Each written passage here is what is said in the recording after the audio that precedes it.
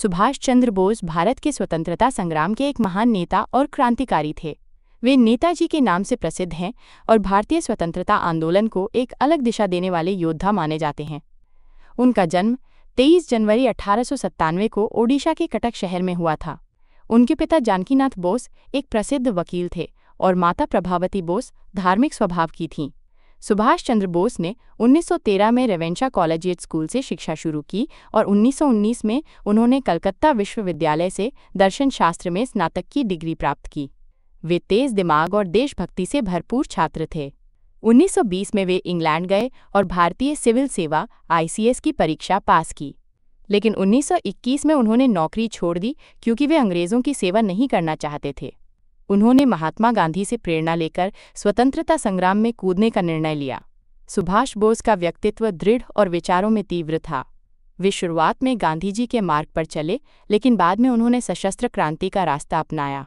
उन्होंने कांग्रेस पार्टी में सक्रिय भूमिका निभाई और 1938 तथा 1939 में कांग्रेस के अध्यक्ष बने। उनके विचार और नेतृत्व शैली कुछ वरिष्ठ नेताओं को पसंद नहीं आई, इसलिए 1939 में उन्होंने कांग्रेस से इस्तीफा दे दिया और फॉरवर्ड ब्लॉक की स्थापना की। ब्रिटिश सरकार ने उन्हें कई बार गिरफ्तार किया। 1941 में उन्होंने हाउस अरेस्ट से भागकर जर्मनी और फिर जापान की ओर रुख किया। वहां उन्होंने आज़ाद हिंद फौज (INA) का पुनर्गठन किया। उन्होंने भारतीयों को एकजुट कर ब्रिटिश राज के खिलाफ युद्ध का नेतृत्व किया।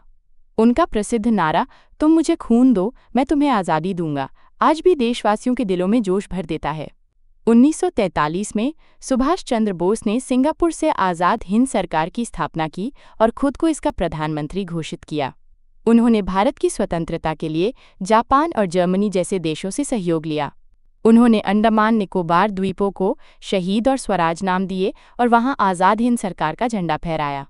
18 अगस्त 1945 को ताइहो, अब ताइपेई में एक विमान दुर्घटना में उनकी मृत्यु हो गई, ऐसा माना जाता है। हालांकि उनकी मृत्यु को लेकर कई विवाद और रहस्य आज भी बने हुए हैं।